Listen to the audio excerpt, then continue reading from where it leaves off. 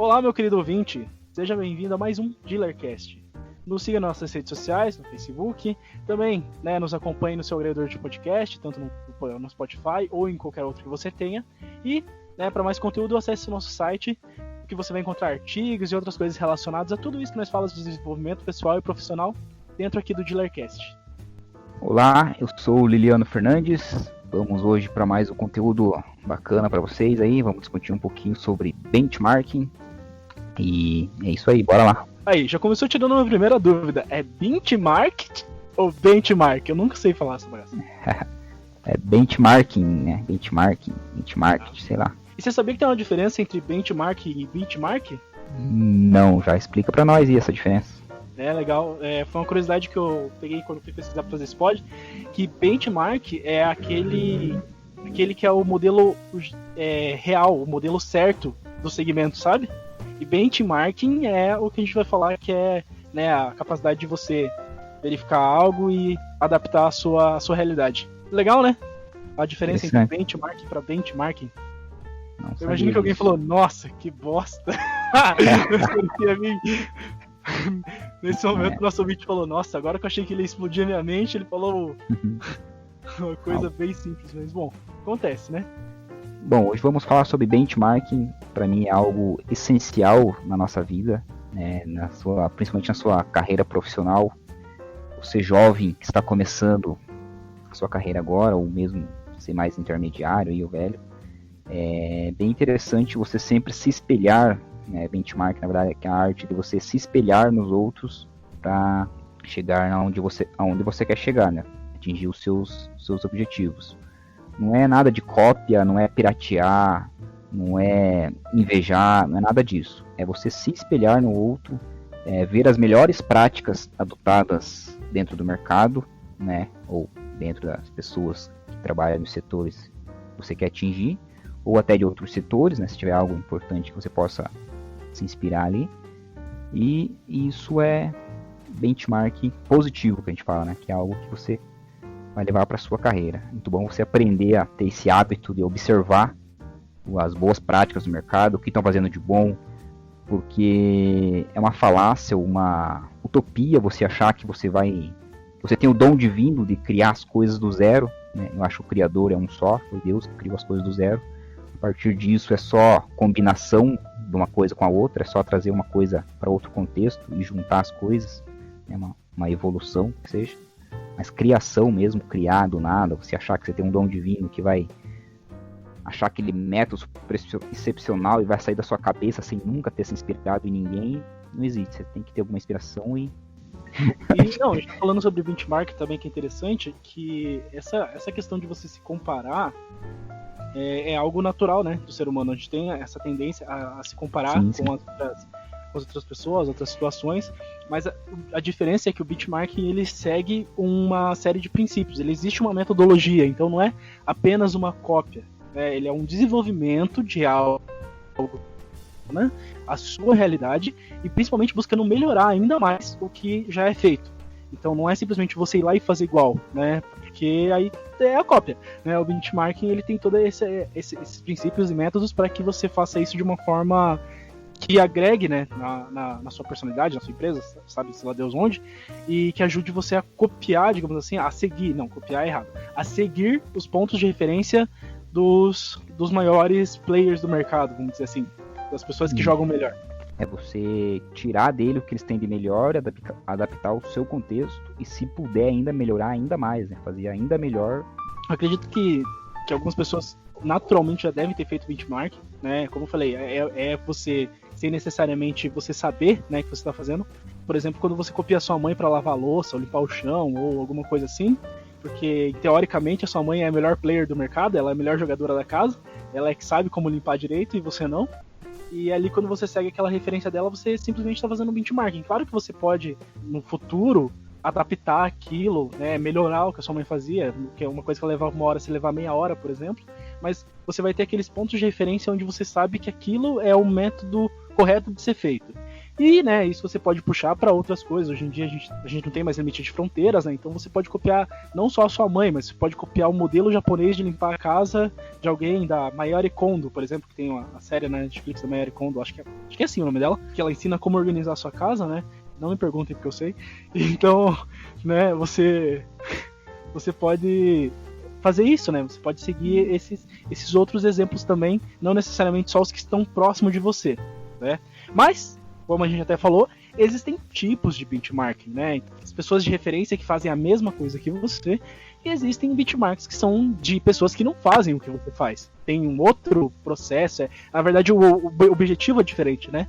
Mas o processo pode ser interessante. Legal que tem duas diferenças aí, ou dois contextos, né? Um é para a empresa, muito comum, né? Esse benchmark, na verdade, é um conceito vindo das empresas, né? As empresas utilizam, elas que falam que utilizam benchmark, né? Que elas copiam seus concorrentes, por exemplo. Então as empresas, isso é um termo conhecido no mundo empresarial, né? Quando eles se deparam com um problema, ou às vezes até o preço do produto, não sabe qual preço aplicar para o seu produto que você está criando, você faz um benchmark, ou você vai ver o quanto a concorrência está cobrando por aquele produto. Você vai se inspirar neles e vai fazer sua média de mercado. Quando você não sabe resolver um problema de algum produto, também vai ver o que os seus concorrentes estão fazendo para resolver aquele problema. E, por exemplo, agora, nesse momento que estamos vivendo aí do Covid, acontece muito isso, né? A gente está acontecendo muitas coisas, a gente tem que se adaptar muito rápido. As empresas precisam, né, se adaptar a esses novos métodos, e você vai ver o que o seu concorrente está fazendo. Como é que ele está conseguindo abrir a loja dele com todos essa loucura? O que ele está fazendo para atrair clientes? O que ele está fazendo para manter os clientes longe? O que ele está fazendo para medir a temperatura? Como é que ele está formulando a fila? Como é que ele está alternando os funcionários? Como é que está tomando cuidado com os funcionários? Para os funcionários também não serem contagiados, todas essas coisas. Então, os empresários se conversam. Não pensa que eles não se conversam, né? Geralmente dos ramos, assim, eles são unidos, eles se conversam, trocam informações, né? Isso que é o benchmark. Aqui a gente vai tentar trazer para um novo conceito, que é você, pessoa física, né, individual, está na sua carreira, muitas vezes precisa fazer esse benchmark para poder saber o que é um profissional de excelência, né?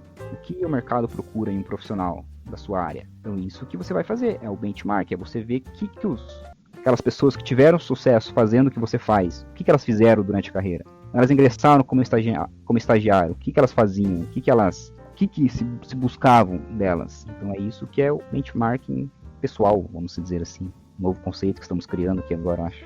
Lembrando que, né, como a gente estava comentando, né, como esse é um assunto bem famoso, assim, já é bem recorrente no mundo empresarial, ele tem ali tipos de benchmark, né? Então vocês vão ver que tem o benchmark genérico, tem o benchmark interno, ele tem o competitivo, e o que a gente vai mais abordar aqui é como se fosse um benchmark interno e um benchmark competitivo, né? Que é aquele benchmark onde você olha para dentro de você e verifica o que você pode melhorar, você busca soluções de outras pessoas para melhorar aquilo que você está fazendo, e também o competitivo, né? Que você busca entender o que as pessoas que estão na mesma corrida que você, no mesmo setor que você, né, na mesma linha de hierarquia, vamos dizer assim, fazem, que você não faz, que você poderia fazer para melhorar. Eu só gostaria de deixar bem claro que benchmarking não é uma cópia, benchmarking são pontos de referência, porque o que acontece?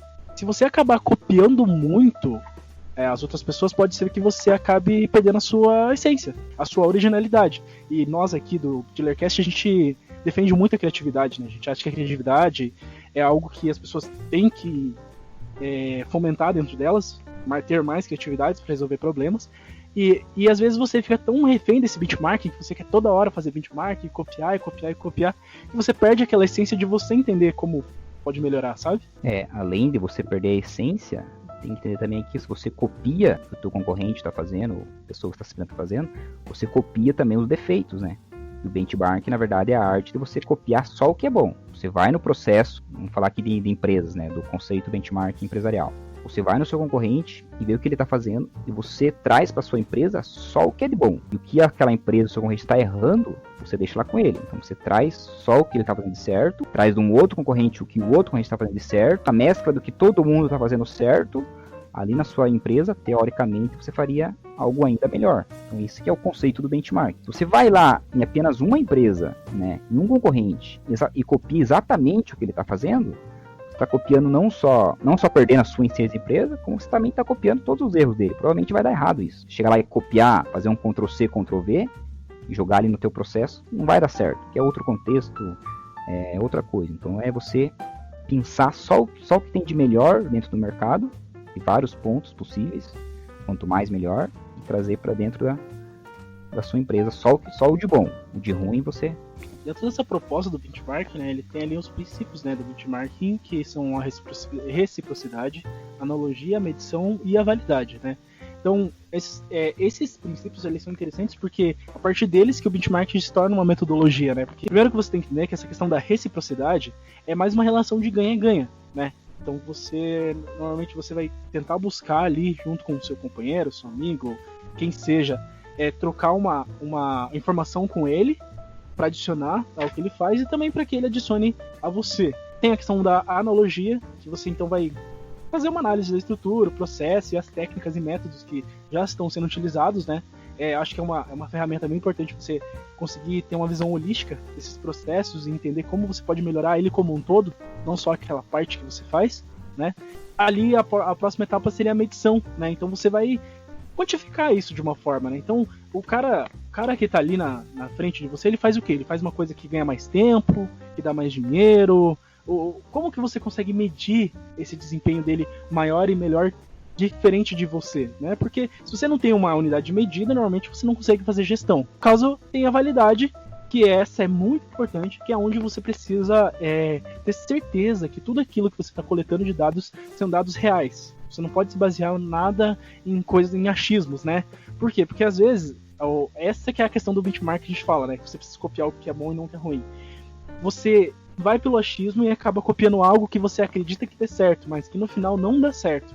E aí você acaba estragando o seu processo que já era bom por buscar uma coisa que é falaciosa, né? Então, são esses princípios de reciprocidade, analogia, medição e validade é o que faz você conseguir adaptar essa metodologia para você no seu pessoal, né? Esse benchmark mais interno mesmo na sua carreira. Tem muitas empresas, né? Muitos cases assim que a gente pode citar aí. Eu vou, na verdade, contar uma história pessoal minha aqui. Eu, quando era sócio de uma empresa familiar, eu e meus pais, tinha um lavacar. E eu lembro que na época eu li uma revista sobre o McDonald's. Que o McDonald's falava sobre o processo do McDonald's, né? Que o McDonald's tinha um processo muito particular, que foi quando ele conseguiu, né, se tornar diferente, né, inovador, que era a questão de cada pessoa fazer parte do processo, né? Você tinha lá deve ser assim até hoje ainda, né? Você tinha lá a pessoa que frita o hambúrguer, a que frita a batata, a que coloca sal na batata, e o hambúrguer passava por dentro do processo de produção, né? Vamos dizer assim. Em fábricas isso é mais comum, mas em restaurantes isso não acontecia. Em restaurante geralmente era o cozinheiro que fazia todos os processos ali. Ele ia pegando os ingredientes, o cozinheiro, e ele fazia o prato ali. Se você for sair 5 pratos, você teria que ter 5 cozinheiros, cada um fazendo um prato. No McDonald's é o contrário. Cada pessoa faz uma tarefa, você fica, no caso, os 5 cozinheiros dentro da cozinha do restaurante, cada um fazendo uma tarefa. Então o hambúrguer passa por esses 5 cozinheiros. O primeiro cozinheiro frita, o segundo cozinheiro coloca o ketchup, o terceiro cozinheiro coloca salada, o quarto cozinheiro fecha o hambúrguer, o quinto cozinheiro coloca batata, por exemplo, sei lá. Esse é um processo diferente. E eu achei muito interessante lendo, né, esse artigo assim numa revista, e eu falei, nossa, que legal isso, né? E eu olhei pro meu mercado de lavacar na época, e eu olhei que todos os meus concorrentes, ninguém fazia isso. Todos eles, né, tinham esse processo, foi igual da cozinha, né, um processo de que o carro ficava ali e as pessoas vinham, né, limpando o carro ali. Aí eu imaginei, não, e se cada pessoa fizer um processo e o carro ir passando por esses processos, né? Aí a gente, claro que fez uma adaptação, não tem como você ficar movimentando o carro assim, né, dentro de um lavacar, fica difícil você ficar andando com ele, igual é um hambúrguer. Mas o carro ficava parado, aí a pessoa vinha ali e fazia o que ela tinha que fazer.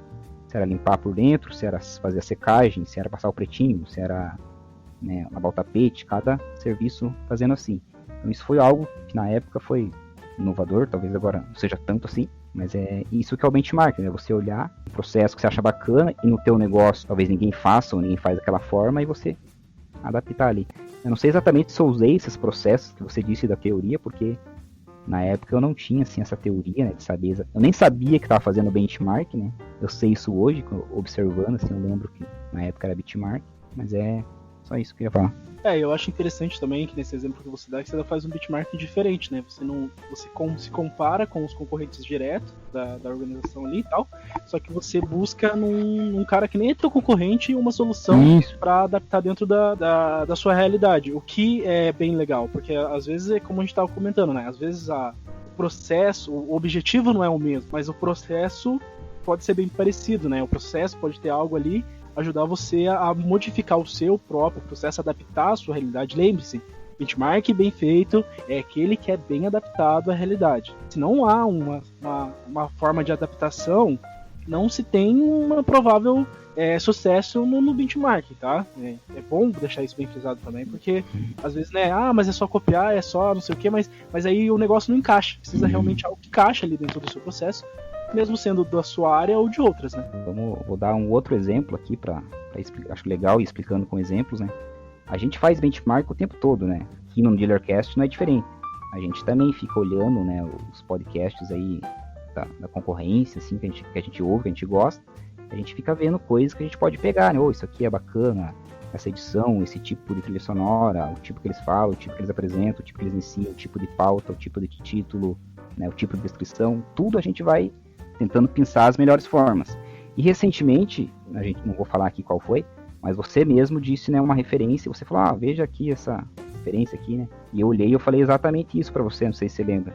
Que é bacana, tudo tinha muitas coisas legais, mas o contexto dele, por ele ser já uma empresa enorme, gigante, com vários funcionários, vários escritórios, talvez muitas coisas que a gente não consiga adaptar na nossa empresa, porque aqui só nós dois, né? Eu, você, a gente faz tudo aqui. A gente faz marketing, a gente faz edição, a gente faz texto, a gente faz o site, faz SEO, faz Google AdSense, faz rede social. Então, não tem como a gente pegar os métodos dessa empresa super gigante e adaptar a nossa realidade. Entender a nossa realidade, que não será possível a gente adotar aqueles métodos. Você que é menor, agora a gente está falando mais para uma galera, um nicho empresarial, né? Você é empresa menor que está começando, a gente consegue colocar R$10 em publicidade, a gente já acha que é um ganho tremendo. Imagine você conseguir colocar R$300 mil, por exemplo, para fazer a publicidade de uma propaganda, de um curso. Então, realmente é um mercado diferente para cada público, ele é diferente para cada pessoa, para cada realidade, né? E isso você vai ver em todos os mercados, tá? Você não vai ver necessariamente só é marketing digital, não sei o que, não. Todos os mercados vão, como eu sempre falo, né, vai possuir o melhor jogador do mercado, que é aquele que ou tá há mais tempo, ou tem as ideias mais criativas, ou é o cara que consegue conciliar a ideia criativa, inovação com sustentabilidade do negócio, e vai conseguir fazer com que, né, gaste menos do que o que você gasta, otimize coisas que você não otimiza, e principalmente, né, inovação. Então, tem um diferencial que talvez você não consiga ter também. E isso, quando você leva para sua carreira, 40 mil tipos de carreira para mais, eu acho, né, carreiras distintas e outras que estão surgindo, e você vai ver que cada carreira tem ali pessoas que são referências dentro da área, pode ser o seu líder, o seu chefe,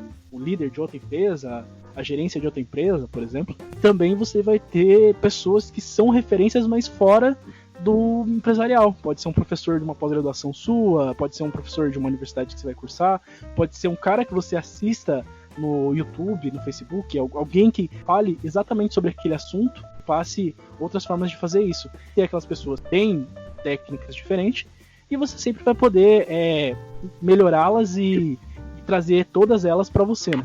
Bom, na sua carreira profissional, é legal você entender muito bem o que se espera. Vou dar um exemplo aqui bem banal, assim. O que se espera, por exemplo, de um motorista de Uber.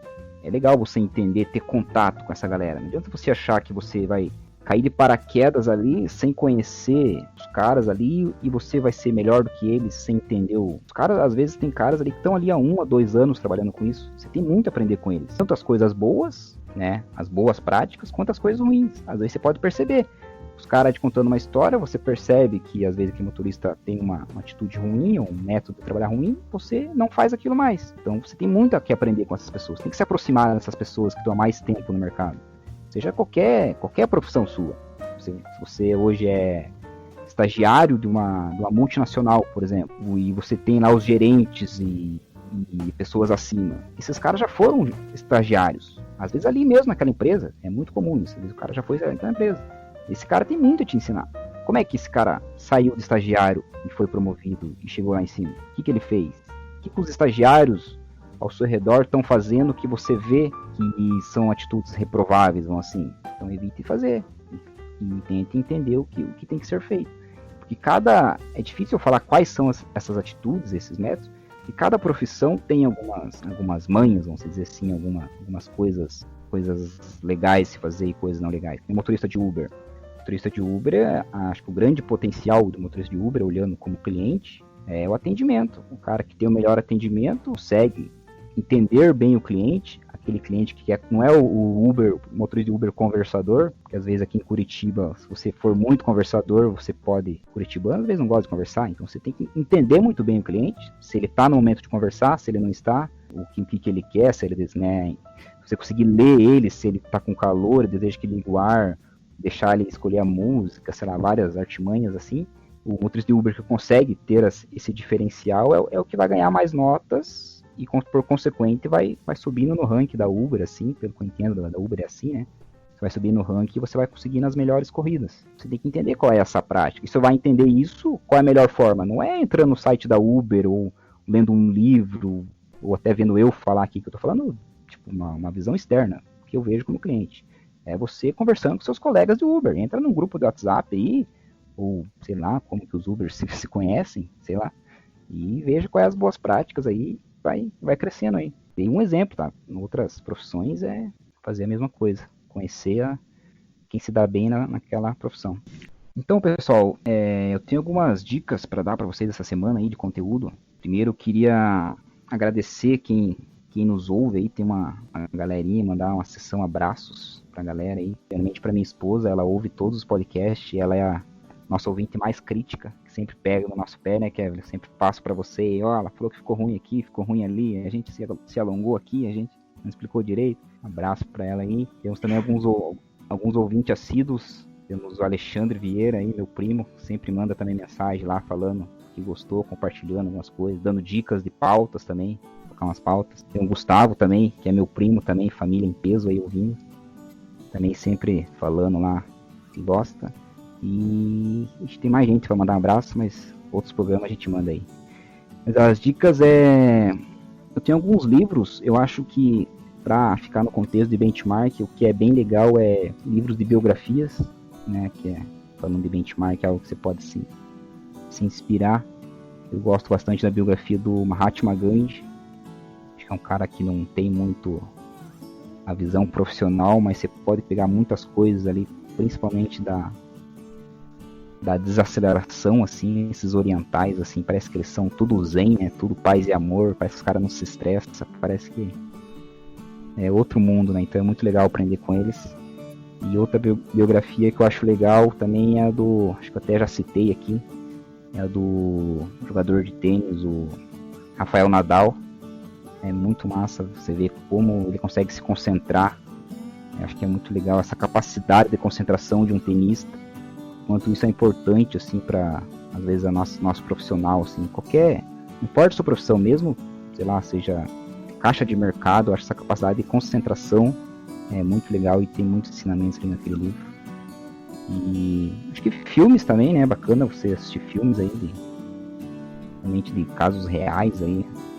Eu assisti recentemente um filme Escritores da Liberdade, que, cara, é muito legal, de uma professora que pega uma escola tudo ferrada, os alunos tudo ferrado, e ela consegue incentivar eles a leitura ali, ensinar. Eu acho que a gente vai fazer um podcast sobre esse filme. E acho que é isso, dá suas dicas aí, Kevin. Bom, eu tenho o livro Hope como um artista, né, que é um dos livros que é um dos, vamos dizer, famosos livros que são ditos quando a gente vai falar sobre benchmark, né, que ele fala mais ou menos essa ideia, que você precisa olhar as pessoas que se destacam em algum tipo de função e ir lá e reproduzir isso para você, né, então acho que é bem interessante você ler esse livro, mas para pegar essa ideia do próprio benchmark, né, dizer para vocês que para ler o nosso post lá no nosso site em relação a benchmarking também, que explica um pouco mais, só que lá é um pouco mais pro corporativo, né?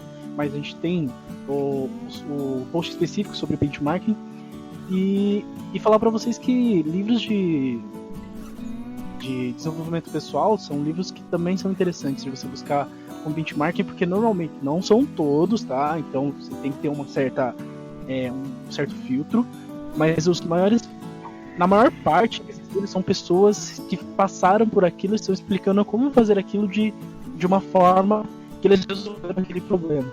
Então acho que é interessante você sempre dar uma lida de algum livro de autodesenvolvimento da sua área, por exemplo, direito, enfermagem, não sei o que você trabalha, né? E tentar ver o que esse cara fez ali, né? Antes de você, para ver o que você pode já adquirir dele antes, né? É uma forma de benchmark também. É uma forma de benchmark, Guilherme? Sim, acho que sim. Eu ia fazer um adendo ali, que você falou de filtro, né? O termo autoajuda, ele foi assim, como é que se diz, nos últimos anos aí, entrar em descaso, né? A galera começa, por ter muitos livros ruins, de verdade, né? Aí dá uma generalizada e acha que todo livro é ruim. Mas tem alguns livros bons, tipo, autoajuda é você se ajudar. Quem não quer se ajudar, né? Algo que te ajude, por exemplo, se levar o nome ao pé da letra. E para filtrar, uma boa dica que eu dou é você pesquisar o autor. Sempre pesquise o autor e ver se aquele autor, entendeu, tem algum... se ele sabe do que ele está falando, se, que no caso que você falou, se realmente ele passou por aquilo e por isso ele escreveu o livro. Ele não é só um autor de autoajuda porque aquele tema está na moda, por exemplo. Escreve um livro sobre mindset, porque mindset foi o termo mais pesquisado pelo Google recentemente. Então o cara vai lá e escreve um livro sobre mindset. Então pesquise sobre o autor, veja se aquele autor realmente sabe do que está falando. É uma boa forma de você filtrar os melhores livros de autoajuda. Então é isso, né? Agradecendo a toda a audiência, a atenção de vocês até aqui. Pedir para que vocês, se caso vocês quiserem, né, ir na aba de comentários, comentar o que vocês acham do projeto, comentar o que vocês acham do que a gente está fazendo, dar dicas de outros podcasts que vocês também gostariam de ouvir. Mas se vocês quiserem também, vocês podem participar junto conosco e demonstrar para nós que vocês também querem ouvir. Gostaria de agradecer a todos e até o próximo. Valeu, até mais.